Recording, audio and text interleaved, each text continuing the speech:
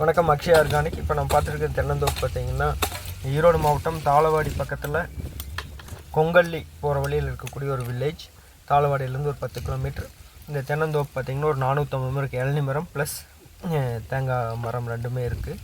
So நம்ம இவங்க தோப்பு பார்த்திங்கன்னா நம்ம கோயம்புத்தூர் இவங்க ஃபீல்டுக்கு ரூட் ஃபீடிங் கொடுத்துருந்தோம். திரும்ப இந்த மாதிரி தாளவாடியில் இருக்குது பண்ணி கொடுங்கன்னு சொல்லியிருந்தாங்க. அதுக்காக வந்திருக்கிறோம்.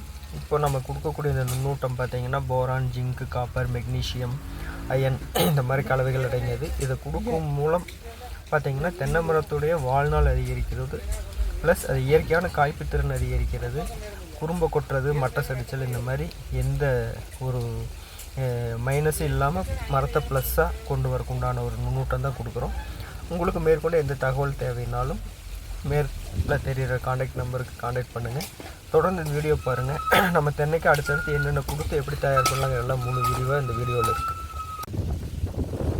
இப்போ ஆக்சுவலாக பார்த்திங்கன்னா இந்த தோட்டத்தில் 9 கலப்பை போட்டு சுற்றி ஓட்டி விட்ருக்குறாங்க. சும்மா லேசாக ஒரு 2 இன்ச்சு 3 இன்ச்சு அளவுக்கு தான் பார்த்திங்கன்னா சுத்தமாக ஓட்டி விட்டுருக்குறாங்க. அடுத்தது பார்த்திங்கன்னா ரவுண்டு எடுத்து தொழு உரங்கள் போட்டுட்டு அதுக்கப்புறம் பார்த்திங்கன்னா தொழு உரங்கள் கட்டாயம் எந்த விவசாயமாக இருந்தாலும் தொழு உரங்கள் கட்டாயம் வேணும். ஏன்னு கேட்டிங்கன்னா தொழு உரங்கள் எந்த அளவுக்கு இருக்குதோ அப்போ பார்த்திங்கன்னா மண்ணில் மண்புழுக்கள் உருவாகும். மண்ணில் மண்புழுக்கள் உருவாகும் போது பார்த்திங்கன்னா காற்றோட்டம் நடக்கும். காற்றோட்டம் நடக்கும்போது நம்மளுக்கு வந்து பார்த்திங்கன்னா வேர் வளர்ச்சி அதிகமாகும். ஆனால் இன்றைக்கி மண்புழு உருவாகக்கூடிய சூழ்நிலையும் அந்த நம்ம வைக்கக்கூடிய தொழு உரங்கள் ஆட்டேறு மாட்டேரை கம்போஸ்ட் பண்ணி கொடுக்கக்கூடிய பாக்டீரியாக்கள் மண்ணில் கட்டாயம் ரொம்ப குறைவாக இருக்குது. ஒரு சில தோட்டங்கள் அந்த பாக்டீரியாக்களே இல்லை. இதனால் பார்த்திங்கன்னா மண் வந்து பாறை மாதிரி இறுகி போய் இருக்குது.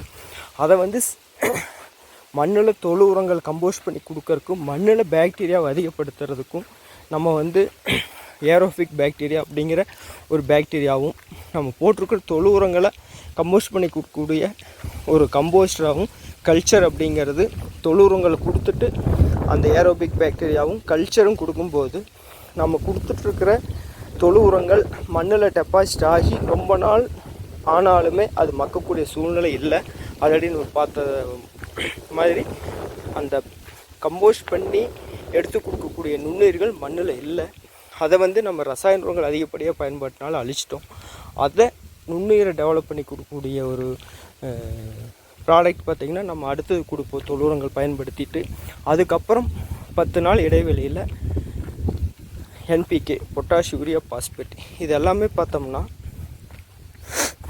N nitrogen, P phosphate, K potash இது எல்லாமே நம்ம வச்சுருக்கிற தொழு உரங்களில் இருக்கிறத கம்போஸ்ட் பண்ணி கொடுக்கறதாகவும் காற்றில் அதாவது வளிமண்டலத்தில் இருக்கக்கூடிய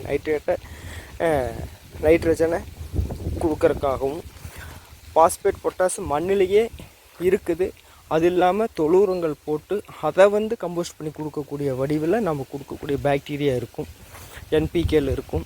அடுத்தது பார்த்திங்கன்னா நுண்ணூட்டம் போரான், ஜிங்க், காப்பர், மெக்னீஷியம் இது வந்து ரூட் ஃபீடிங் பண்ணுறோம். இதை வந்து ஒரு வருடத்துக்கு தென்னை மரத்துக்கு பொறுத்த வரைக்கும் முதல் வருடம் 4 முறை, 2ஆம் வருடம் 3 முறை, 3ஆம் வருடம் 2 முறை வருடத்துக்கு பண்ணும்போது கட்டாயம் மரத்தில் காய்ப்பு திறன் அதிகரிக்கும். உங்களுக்கு வந்து பார்த்திங்கன்னா பாலை கருகாது, பிஞ்சு உதிராது, மட்டை சடியாது. வரக்கூடிய காய்ப்பு திறன்கிறது மரத்தினுடைய அதனுடைய வித்தில் என்ன விதமான ஒரு அந்த ஜெர்மினேஷன் நடந்திருக்கோ அதுக்கு ஈவனாக இருக்கும். பார்த்திங்கன்னா இதில் பார்த்திங்கன்னா ஒல்லிக்காய் நீங்கள் பார்க்க முடியும், நீண்டு போய் வந்திருக்கு. இந்த மாதிரி கம்ப்ளைண்ட் எல்லாம் இருக்காது. பார்த்திங்கன்னா இதில் பார்த்திங்கன்னா ஒல்லிக்காய் இருந்திருக்கு. இந்த மாதிரி கம்ப்ளைண்ட் எல்லாம் இல்லாமல் முழுமையாக அதனுடைய காய்ப்பு திறனை நம்ம அதிகப்படுத்தி கொடுக்க முடியும்.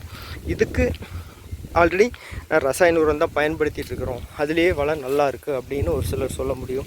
ஒரு சிலர் பார்த்திங்கன்னா ரசாயன உரம் பயன்படுத்தி ஈல்டே வரதில்லை அப்படின்னு சொல்ல முடியும். மண்ணில் வளம் இருக்கும் வரைக்கும் ரசாயன உரம் பயன்படுத்தினாலும் அந்த பாக்டீரியாக்கள் கொஞ்சம் அழிஞ்சிட்டு போகும்போது பார்த்திங்கன்னா அதனுடைய கவுண்டிங், அதாவது மரத்தினுடைய அந்த காய்ப்பு கவுண்டிங் பார்த்திங்கன்னா குறைஞ்சிட்டு வரும். படிப்படியாக குறைஞ்சி குறிப்பிட்ட அளவுக்கு மேலே பார்த்திங்கன்னா மரம் சாயறது, அதிகப்படியான அந்த வெள்ளைப்பூச்சி தாக்கம், அடுத்தது பார்த்திங்கன்னா மட்டை சடிகிறது, பாலை கருகிறது எல்லாமே மெயின் பார்த்திங்கன்னா வேர் சத்தெடுக்க முடியாமல் வேர் வளர்ச்சி அதிகமாக போக முடியாமல் இருக்கிற சூழல் தான். அதுக்கு மண் வந்து புலவழ்ப்பு தன்மை இருக்கணும். அடுத்து பார்த்திங்கன்னா பெய்கிற மழை, இன்றைக்கி மழை நீர் முழுமையாக மண்ணுக்குள்ளே இறங்குதான்னு கேட்டால் கட்டாயம் வலிஞ்சு வெளியே தான் ஓடுது. நீர்பிடிப்பு தன்மையும் மண்ணில் எல்லாம் போயிடுச்சு. வேர்களுடைய எண்ணிக்கை, அந்த சல்லி வேர்னு சொல்லுவோம், சத்து இருக்கக்கூடிய வேர்களுடைய எண்ணிக்கையும் குறைஞ்சிருச்சு. அதுக்கு காரணம் மண் இறுகி போய் இருக்கிறது. நீர்பிடிப்புத்தன்மை இல்லாதனால தான் வறட்சியினால் ரொம்ப இப்போது இந்த ஏற்கனவே பார்த்திங்கன்னா போன வருடங்கள் பொள்ளாச்சி வட்டத்தில் கோடிக்கணக்கான மரங்கள் இருந்துமே பார்த்திங்கன்னா பெரிய அளவில் அவங்களால பெரிய ஈல்டு பார்க்க முடியல. வறட்சினால் மரமே மட்டை சடிஞ்சு மரம் ரொம்ப பல வருடங்கள் காய்ந்து போன மரங்கள் மாதிரி ஆயிடுச்சு. அதுக்கு காரணம் பார்த்திங்கன்னா நீர்விடுப்புத்தன்மையில் ரசாயன உரங்கள்னால பார்த்திங்கன்னா அந்த பாதிப்பு வந்திருக்கு. இதனால் பயோ பண்ணிக்கணும் அப்படிங்கிறது எல்லாத்துக்குமே ஒரு அவேர்னஸ் வந்திருக்கு. அந்த அவேர்னஸ் பார்த்திங்கன்னா கட்டாயம் சரியான பொருளை பயன்படுத்தி 100% ரிசல்ட் எடுத்துக்கூடிய வகையில் தொழு உரங்கள் போட்டு நம்ம கொடுக்கக்கூடிய கல்ச்சர், ஏரோஃபிக் பாக்டீரியா வடிவிலான அடியுரம், இந்த ரெண்டும் பயன்படுத்திட்டு என்பிகே பயன்படுத்திட்டு தேவைப்பட்டால் வருடத்துக்கு 2 முறை அந்த வேர் மருந்து பேசிலஸ் சிரஸுங்கிற வேர் மருந்தும் அப்ளை பண்ணலாம். இல்லை ரொம்ப மஞ்சள் நோய் தாக்க ஆரம்ப ஸ்டேஜில் இருக்குது அப்படின்னா அதே ரூட் ஃபீடிங் பண்ணி அதையும் அவாய்ட் பண்ணலாம். அடுத்து நுண்ணூட்டம் கொடுக்கும்போது மரத்தினுடைய காய்ப்பு திறனை இயற்கையாக ரெடி பண்ணி கொடுக்கக்கூடிய வகையில் நம்ம எல்லா விதமான ஆலோசனைகளும் ப்ளஸ் தொழு உரங்கள் பார்த்திங்கன்னா நம்ம கம்போஸ்ட் பண்ணி கொடுக்கக்கூடிய அந்த ப்ராடக்ட் கொடுக்கறதுனால 4 கூட 5 கூட போடுற இடத்துல 2 கூட 3 கூட போட்டாலே பார்த்திங்கன்னா அதை முழுமையாக கம்போஸ்ட் பண்ணி வேறு சத்துக்களை எடுக்கக்கூடிய வகையில் நம்ம கொடுக்கக்கூடிய ப்ராடக்ட் எல்லாமே இருக்குது. உங்களுக்கு மேற்கொண்டு எந்த தகவல் வேணும் அப்படின்னாலும் கட்டாயம் மேலே தெரிகிற கான்டாக்ட் நம்பருக்கு கான்டாக்ட் பண்ணுங்கள். ரூட் ஃபீடிங்கோ அல்லது நீங்கள் தொழு உரம் போட்டுட்டு ரசாயன உரம் பயன்படுத்திங்கன்னா அதுக்குண்டான கம்போஸ்ட் பண்ணி கொடுக்கக்கூடிய அந்த ப்ராடக்ட்டும் எல்லாமே நம்ம நேரடியாக உங்கள் தோட்டத்தில் விசிட் பண்ணி எடுத்து கொடுக்குறோம். பார்த்திங்கன்னா இதிலெல்லாம் வந்து ரொம்ப குறும்பையாக மேல் குறும்பையாக நிற்காமல் இருக்குது. இதெல்லாம் பார்த்துட்டு தான் நம்ம ப்ராடக்ட் ரெக்கமெண்ட் பண்ணோம். கட்டாயம் இதில் ரிசல்ட் எடுத்து கொடுப்போம். அடுத்தடுத்து இந்த தோட்டத்தில் நம்ம 3 மாதங்களுக்கு ஒரு முறை அப்ளை பண்ணி சொல்லியிருக்கிறோம். அடுத்தடுத்து அப்ளை பண்ணி என்ன மாதிரி இதில் ரிசல்ட் எடுத்தோம் அப்படிங்கிற பதிவும் அடுத்தடுத்து வரும்.